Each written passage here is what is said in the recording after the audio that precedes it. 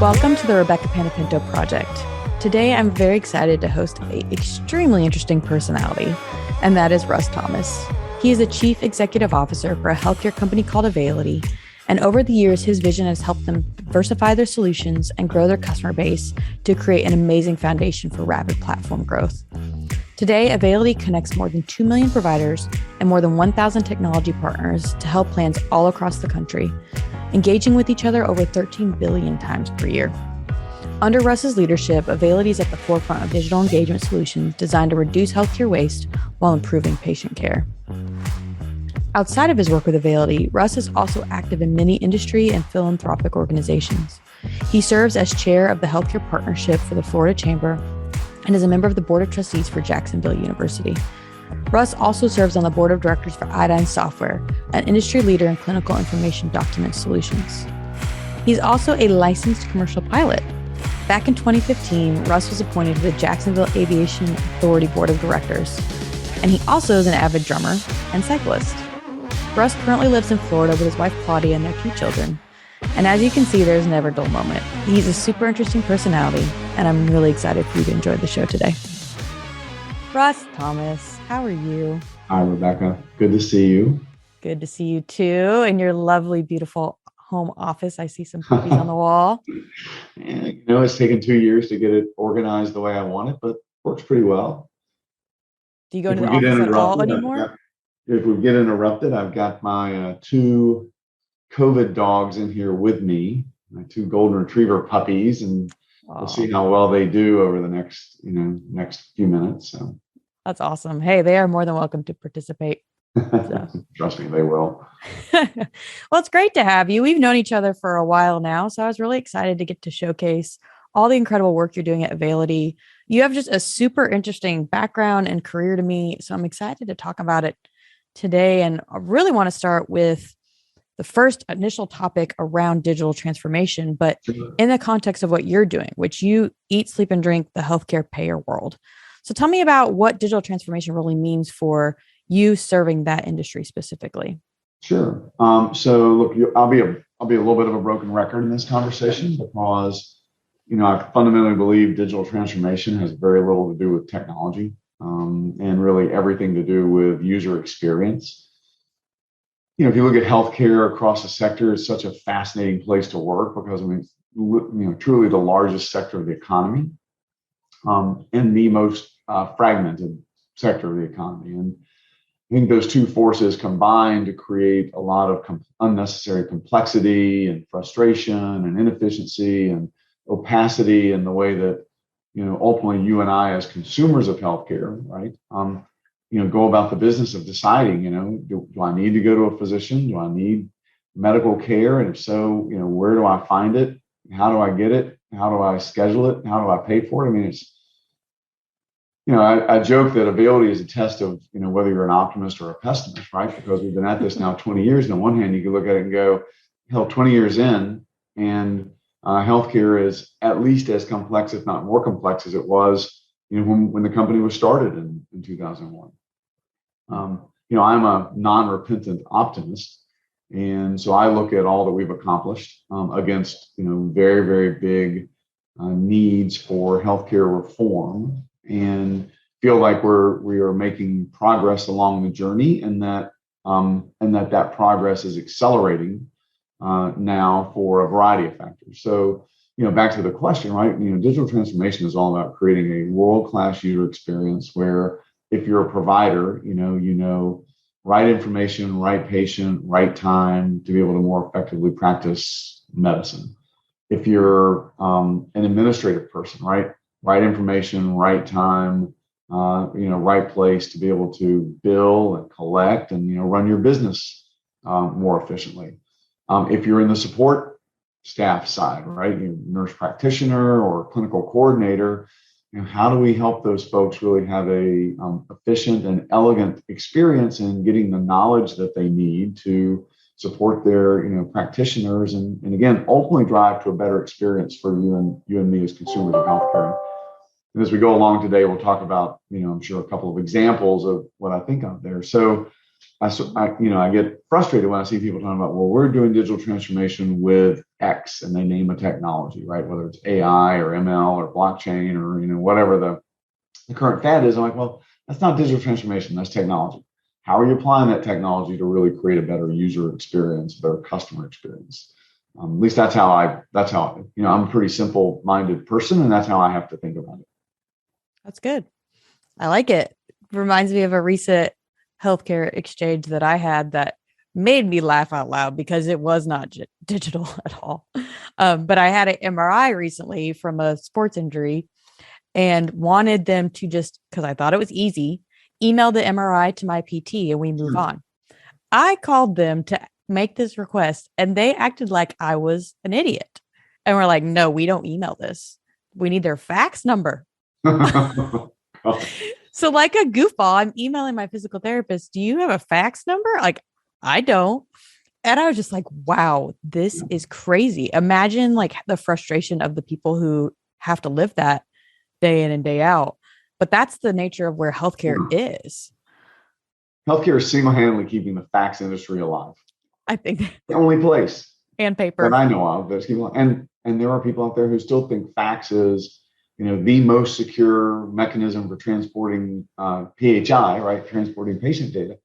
And I kind of laugh. I'm like, well, I hope not, because it's being faxed in and sitting on a machine somewhere. It doesn't feel very secure. But yeah, no, the sad thing is you described that experience, Rebekah, and I'm like, yeah, I'm not that surprised. No, it's the reality of healthcare.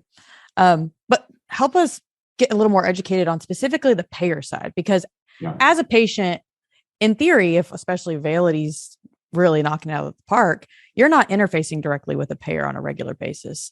So what is the really core elements of focusing on digital to help the payer side be successful so that it trickles down to the user experience for a patient? Yeah, that's a great question. So I think we've done, the optimist side of me, right, says we've done a very good job of automating structured data workflows, transactional workflows, sort of the building blocks of the business relationship between a health plan and a provider, right? So running eligibility checks, submitting claims, getting remittances, those core foundational, HIPAA transactions. I think we do a very nice job of those. And this year we'll transact 13 billion transactions through the Availity network. And if you look at the claims volume through our network, we will carry claims with over 2.3 trillion of dollars of billed claims, right?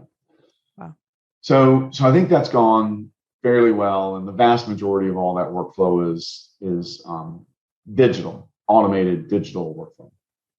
But I'll just use the facts to sort of get at where I think the opportunity is, right? So of the 2.3 trillion of claims billed through Availity, maybe higher this year, 2.3 last year, the actual dollars paid back to the provider. So providers are billing, $2.5 trillion of claims through Availity.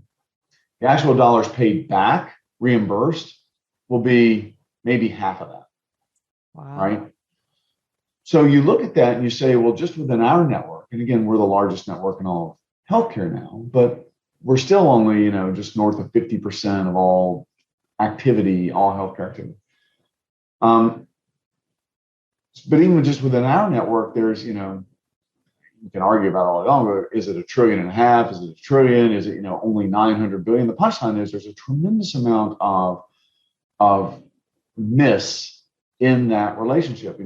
Basically you have providers who bill $1 to collect 50 cents.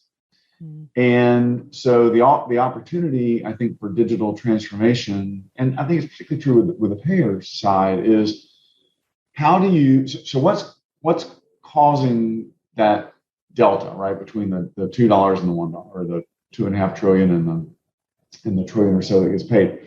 And when you look at it, it's a lot of things, right? There's no silver bullet. It's claims that are not coded properly. It's claims that aren't edited properly on the front end. So they come through with some things as silly as, an address that the payer doesn't recognize for the provider. So that will get it kicked back. It comes in with, and gets screened for medical necessity. Your example of the MRI, right? A claim comes in for that MRI and the provider did not get the pre-required authorization, right? So the claim gets denied because there was no prior authorization to perform that procedure. So all of that adds up to a ton of confusion. And you and I as consumers who have deductibles, like, well, how could you possibly tell me at the point of service what I owe if you don't know what's ultimately going to be allowed and paid, right? So then you and I as consumers sit there going, well, I don't know if I owe $1. I don't know if I owe $200 or $1,000. Excuse me. So that's where you get a lot of confusion. Our vision for that, right, to solve that is, well, a lot of that happens because payers are really good at adjudicating claims. They're claim systems that were built for that, right? They're big, heavy duty systems that were designed to move a lot of claims volume in very effectively, right? But a lot of those processes are still batch driven, latent kind of processes. So you end up on the back end of that process with a lot of vendors who do things that you and I are both familiar with, like payment integrity, like coordination of benefits, like overpayment recovery, like, because the plan paid the $2 and not hours, but sometimes, weeks later figure out, or months later figure out, well, I should have only paid the dollar. And now they're trying to claw those dollars back from the provider, which, imagine in your business or my business is, if you not only billed your customer, but they paid you and then came back, a month and a half, 2 months later and said, oh, by the way, I overpaid you. I need money back. So our vision for all of this, right, where we think we can really help drive more efficiency and more effective and a more transparent system is to look downstream at those latent processes and move that workflow up all the way into what we would call our gateway. So really to the point where we are now interacting in real time with the provider around their claim to make sure that when we finally move that claim through to the payer, that it's going to be adjudicated properly, that it's going to be for the right same thing, right? Right patient, right procedure, right dollar amount, paid as quickly as possible, hopefully in real time. And I think, what we say to our payers, and we have, literally hundreds of payers that we do business with, and I think we're now up to like 35 where we are their exclusive gateway for all their connectivity. We say, look, let us take care of things like user experience, a smarter front end, a smarter gateway, leveraging new technologies like AI, again, AI, machine learning, whatever it may be, to understand exactly how that claim should be billed. Where we need you guys to focus is within your systems to make sure that we can move that data appropriately up into that pre-service or pre-claim submission gateway. And the fact that I even, I've been here now for, 15 years, and the fact that I even can describe this scares me sometimes, right? Because I've been at it for so long, but that's exactly where I think there's an opportunity for. McKinsey's opined on this as recently as, in the last 2 months. And, there's $1 trillion of potential savings in just creating a better administrative workflow experience, more efficient experience that makes it easy for, at the end of the day is, your North Star, right? Is how do you make it easy for a doctor to see you for your ankle or to see me for my hip or whatever it may be, to know that whatever I need to do is approved, to perform the procedure, submit a bill, and get paid as quickly as possible. Because that's what providers ultimately want. Yeah, well, that's good. So I think about this scenario, especially because I recently experienced it, as an individual contributor who likes to be driven by incentives. Yes. Is there a human element and an incentive piece to all this, like to help people go about it differently? Well, I think it starts with strategy, right? And I think, candidly, the more thoughtful health plans, and there are a lot of them, right? Who are really thinking about this provider experience, provider engagement, and looking at it and saying, well, there's multiple bad things that happen when you have a bad provider experience, right? You as the payer incur a lot of costs that you don't need to incur, right? Because for every phone call a provider makes, a health plan has to answer the phone call, so that's inefficient. And you're just creating this, sort of abrasive relationship with your providers. It makes it really hard to think about doing things, helping providers do things that could really matter, like better care management, better utilization management, better care coordination between providers. So at the top of the house in a lot of our health plan customers, they are laser focused on their provider engagement strategies. They have a variety of names for them, provider strong, continuous provider, engagement, things like that. But the common theme is we've squeezed all the juice we can out of, sort of brute force tactics. Now we really have to find ways to collaborate better with our providers and give them a better experience in order to frankly drive the kind of consumer experience that pays our bills, right? Because we've got to drive premium dollars and more customers. And word is out that providers actually care about this stuff and they talk to their patients. Yeah. So the incentive structures are getting aligned around driving that better patient experience. Now, look, I mean, automation, which is a lot of what we're talking about here, automation ultimately means jobs, titles, the way people work, what they do has to change. Yeah. I love the book, Who Moved My Cheese? The answer is there's a lot of cheese that needs to get moved around. And that's true in every sector, but I think particularly true in healthcare. And again, the smart people are going to adapt and learn and realize that, my job of answering the phone or my job of taking that, go back to the example earlier, my job of taking the piece of paper off the fax, setting it down in front of my computer and hand entering that data into my, utilization management system is going away. Thank God, right? It needs to go away. Yeah. So how can I be a valuable employee, a valuable associate by finding ways to make that a better experience and to be a part of that automation of healthcare instead of being a victim of it. Yeah. Oh, that's good. Yeah. In my whole experience, just thinking of how it kind of resolved too, I sent a satisfaction survey, within hours of us hanging up with our follow-up telemedicine appointment. And I would say everything was positive. The only negative is there was no sense of urgency. And there was no sense of urgency because they were themselves in a holding pattern of who's going to pay for this? How does this work? And just trying to manage the communication path, which is crazy. Well, and that you're 100% right. And with an injury like you or I had, right, an orthopedic injury, you can afford to hold a bit. Right? I mean, you want to get it fixed, but right, it's generally not, sort of life or death.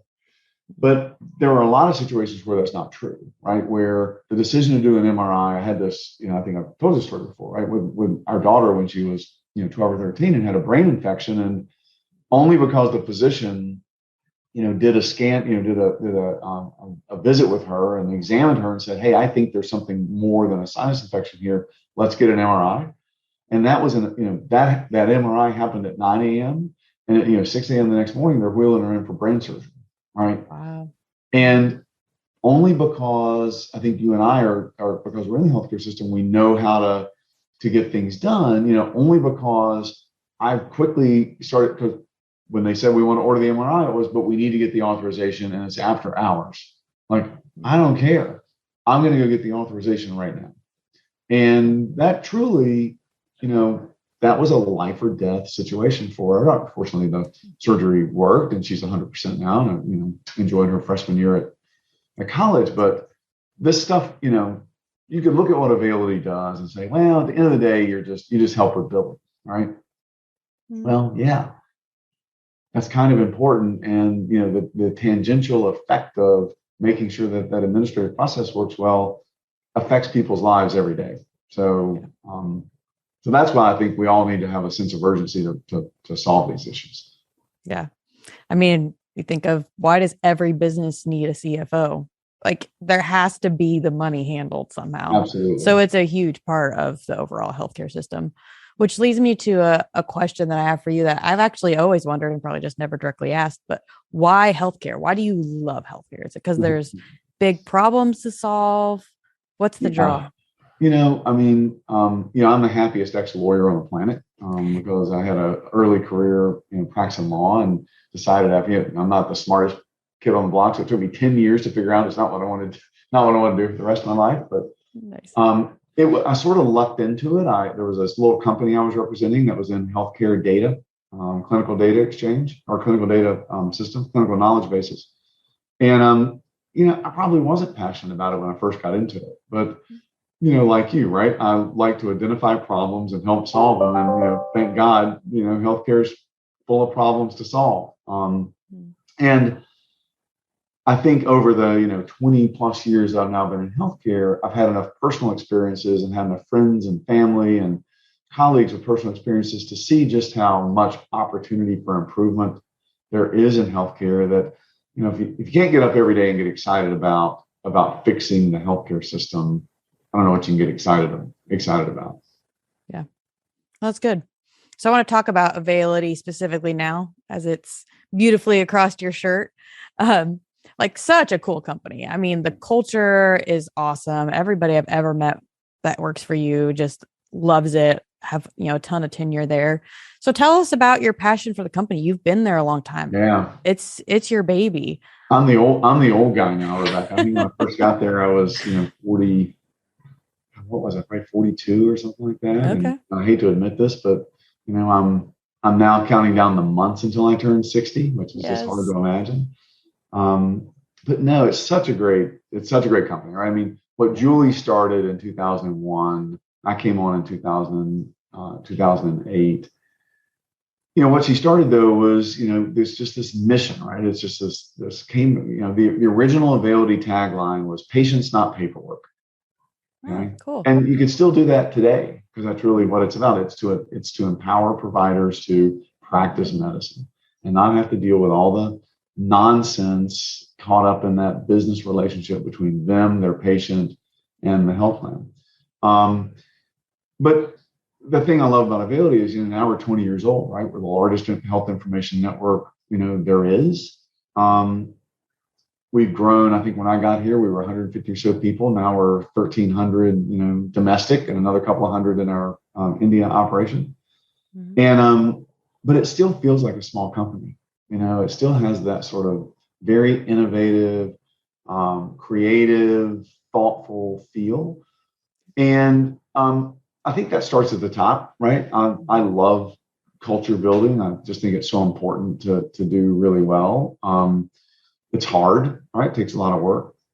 We are blessed to have a phenomenal team. I don't know if you've noticed, but even since you and I started talking, we have revitalized our executive team. We've got, hired a new chief growth officer who, again, is just one of the Leslie Antunes, who's just a very creative and innovative, hard charging person, and got a great CFO, and hired last year a new chief operating officer, a guy named Jim McNary, who is just a rock star, super successful. He was a CEO of Consortium Health Plans and came over to join us. And I joke all the time. I talk about his pedigree, and I say, on top of all of his accolades, he's a former Navy SEAL team commander. So someday when I retire and Jim takes over, I get to say, hey, it took a Navy SEAL to replace me. I love it. That's awesome. But no, it's just phenomenal, right? And we just hired and just started 3 weeks ago a new chief product officer, a woman named Bobby Kalunai from IBM. Very cool. And then we got a new chief strategy officer who started literally this week, Nathan Von Kolditz from McKinsey. Super talented guy. And that's just sort of at the top of the house. And then you look throughout the ranks and throughout the organization. And I think people come to Availity because if you look at our, we're a great place to work, right? Registered great place to work company. If you look at our Glassdoor ratings, we're well north of 90% of, people who would recommend us to a friend. And I think it's because we're just very transparent and open, right? Every person on the senior leadership team has an open door policy. I mean, there's nobody in the organization that you can't go talk to where, this is how I dress every day, right? We just have adopted that culture. And it works really well. And then I think we have a cause. I mean, there's McKinsey actually has a report out now that talks about, for CEOs, it says, what is it that motivates people? And 70% of people surveyed said, I'm motivated by the cause. I want to know that my company has a cause and has a mission that I can believe in. Yes, compensation matters, benefits matter. That is table stakes for me to come to you. And I think we have a great cause that people can buy into. And then we've been smart about things like, go back to work and how we've managed COVID. And, again, we'll talk a little bit later about sort of things I believe in, but one thing I absolutely believe is, look, we're all adults, right? Mm-hmm. You have a job. It's our job as management leadership to make sure that you understand your role and how you will be measured and how you should hold yourself accountable. Right? I don't believe that anybody holds anybody else accountable for anything. I think you hold yourself accountable for things. And I think we've done a nice job of making sure people know what their responsibilities are and how to hold themselves accountable.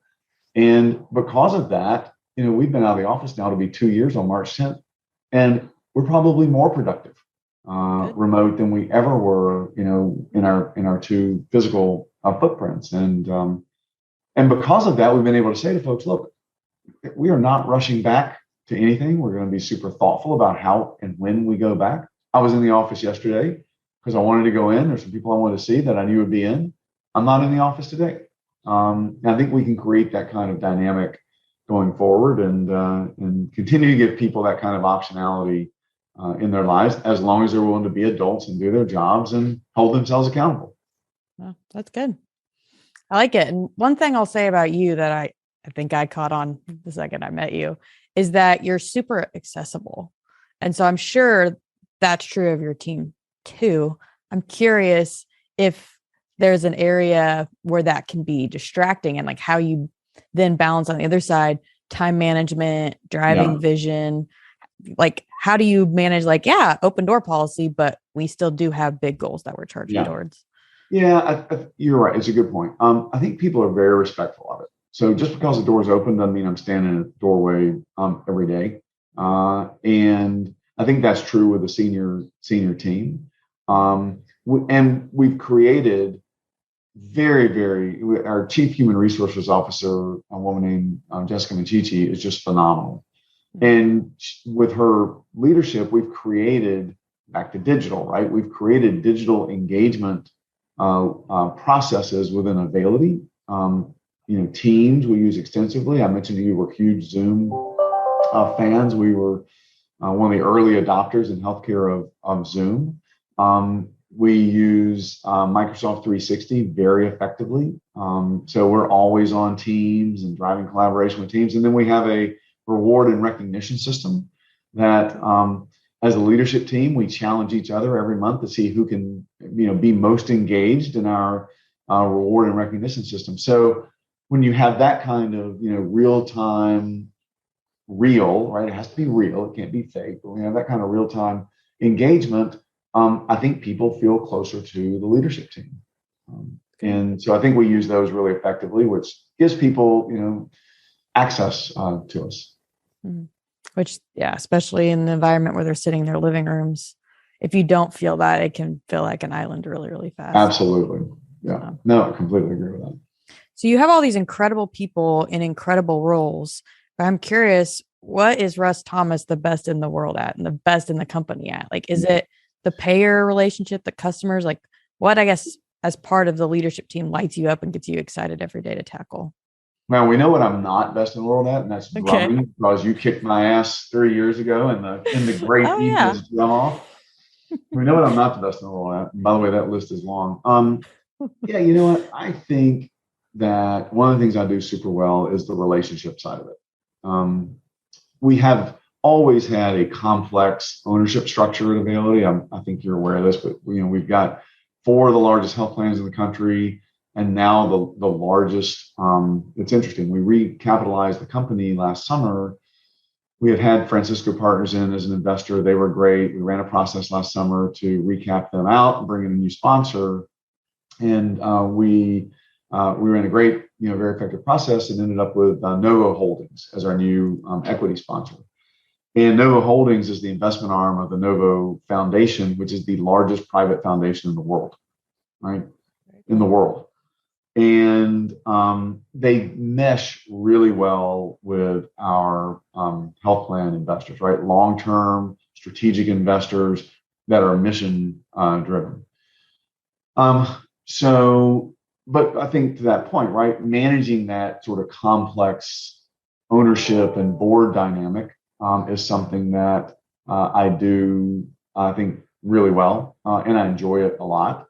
And then being the, a face, I think, important face to our customers is something that I just absolutely love doing, and I think do fairly well also on both the provider and the health plan side of it. So I think the team would say, yeah, that's where we like to put him to work the most effectively. And that also gives him his busy bone to keep him out of things we don't want him involved in.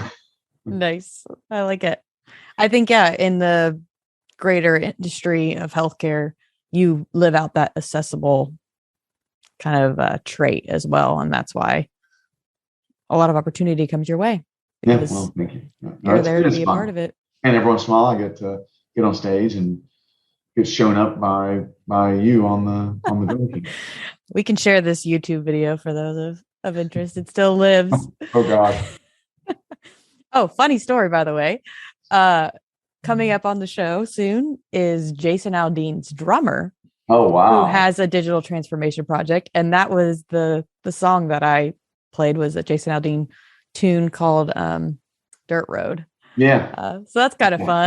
Played it very, very well. It was a unanimous crowd win on your part. I love it. That was good times. So on more the personal side, there's another part of you I thought was always intriguing, that when you decide to come to Nashville, you just get in your private plane and you come to Nashville. So at some point along being a lawyer and running a company, you went ahead and got your pilot's license as well. What was the inspiration for that, and how does that fit into your day-to-day now? I see a plane in the background there too. That's actually the deal toy from when we closed the Francisco Partners round, and it is the plane that I fly, but they turned it into a deal toy. But yeah, I mean, I haven't been flying that long. I've been flying now, I guess it's getting longer every day, but 8 years or so. And it was just one of those, I've kind of always been intrigued by it, and I've had a little bit of time sitting, right seat when we would charter a plane every once in a while. Mm-hmm. And took my son to a football game. I'm a rabid Alabama football fan. So he and I flew up to Tuscaloosa to watch Alabama play, and we chartered this little single engine piston plane. And the charter pilot let me sit up front with him. My son had no interest in it. He's like, Dad, I'm sitting in the back and sleep, right? But he let me sit up front, this little 4-seater plane that we chartered. And Michael, this is kind of interesting. I think I could do this. And he's like, well, come take a lesson, right? Took the first lesson, came back for the second, fell in love with it. Love everything about it. Love flying. Love that it's hard to do. It's complex.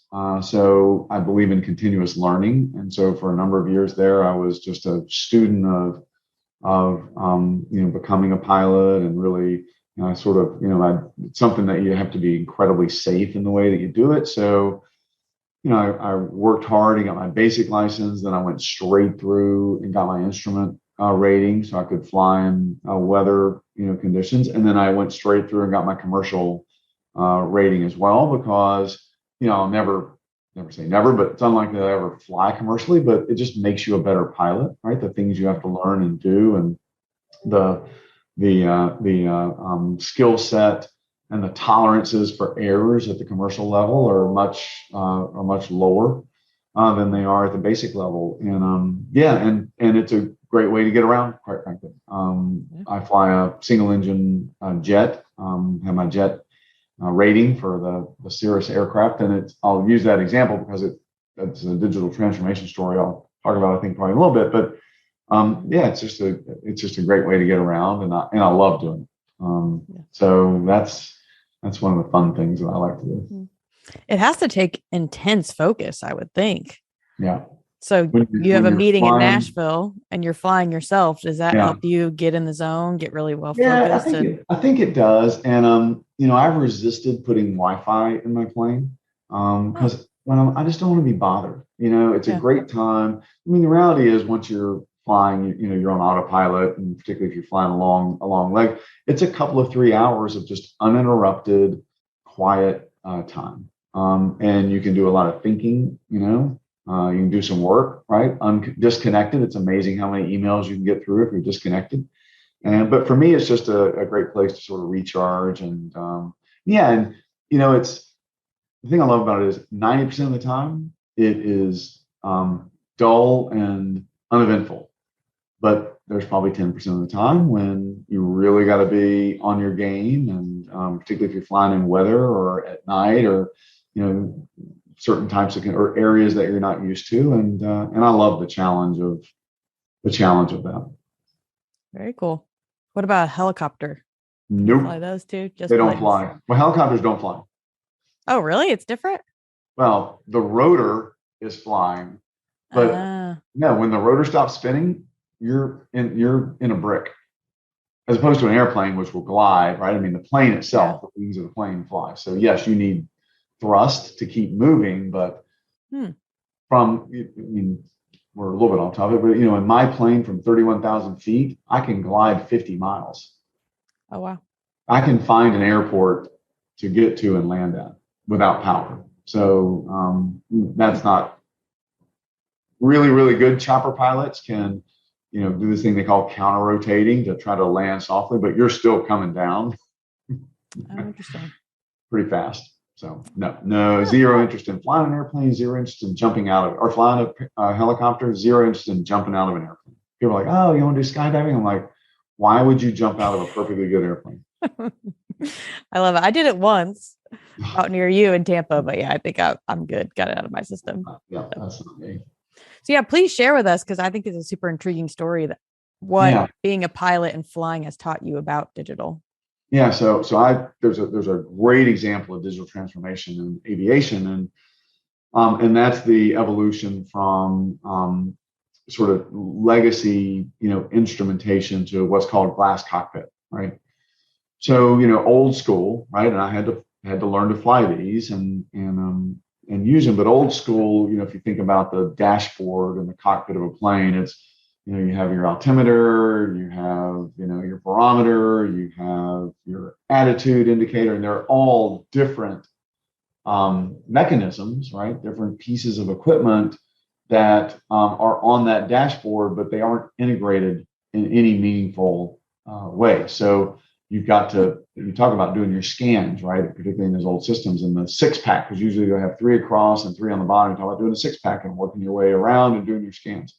And it works, obviously, and worked for many, many years. But one of the reasons you have pilot requirements in a lot of aircraft is because the complexity of trying to manage, flying an airplane and aviating and navigating at the same time is complex.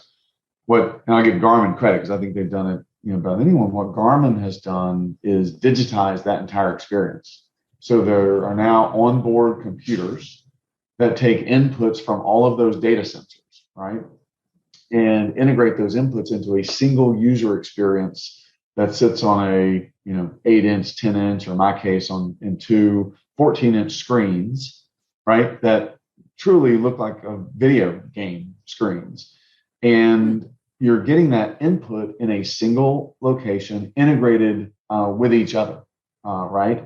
So your ability to descend on autopilot, or to climb on autopilot, or to think ahead and say, look, I know that if I have to be at this altitude by this location, I can actually set an alarm, or not even an alarm, set a point at which the plane will automatically start to descend down to that appropriate point. Really then frees you up as a pilot to focus on flying the airplane. And they've done this I just give them credit. I'm a Garmin fan. I use them on my bike computers and everywhere else. And the elegance of the user experience that they've built is one that I think healthcare can learn a lot from. And certainly in other sectors they've done it as well. But this is one that's sort of special to me because I literally put my life in their hands, right? Every time I go up in the aircraft, that it will work, and there's little tolerance for error in healthcare. There's very, very low tolerance for error, which is why you have redundancy of all those systems. But the way that they've just made it such an elegant experience from the pilot perspective has, I think, think about healthcare. One, made it more efficient to fly, which I would love to think has reduced the cost. Made it so much safer to fly, and from the pilot's perspective, just made it a better experience.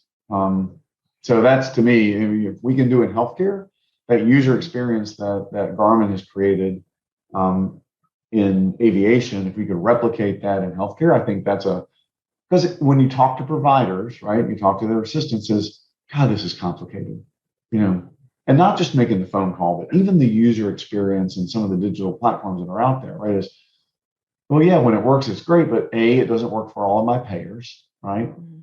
And B, I don't always get a consistent result, so I don't trust it, so I have to pick up the phone anyway. And that's not a great experience for anybody, and that's not taking cost out of the system. Yeah. Well, that's good. I never thought of Garmin in an airplane context either. I'm like, wow, that's really cool that they're using their incredible technology that I use in a racing context and with absolutely. my Strava, and they can handle it with flying too. Very interesting. 100%. Yeah, no, it's phenomenal. I love it. Well, I want to wrap our time together with one final question, Russ.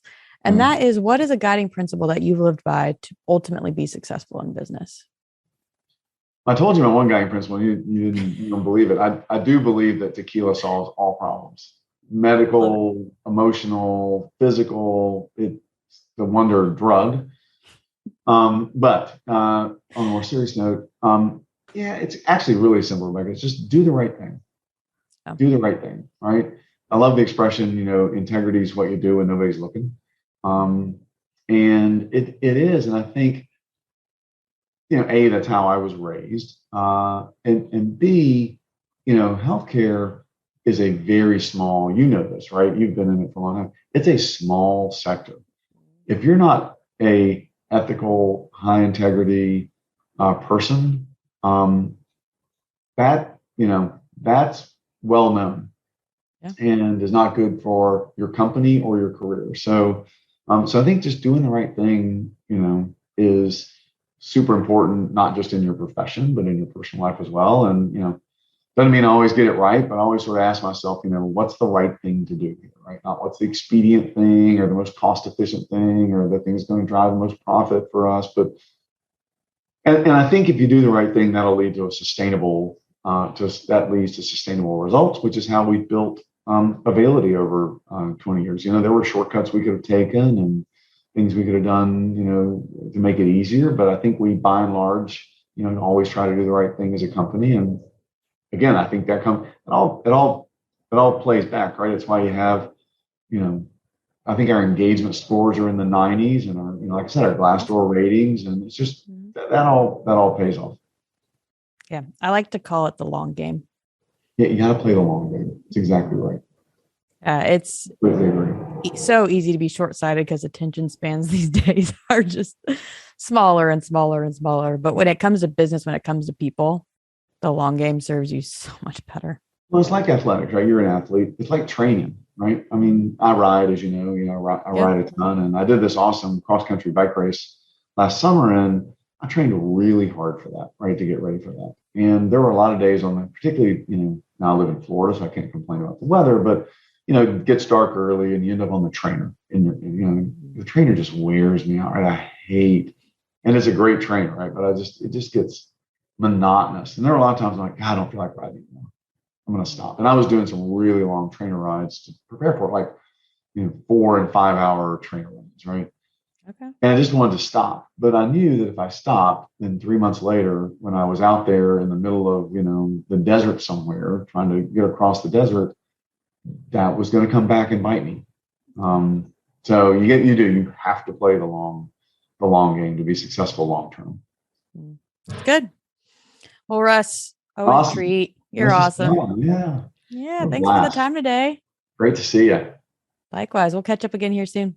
All right, Rebekah. Thank you.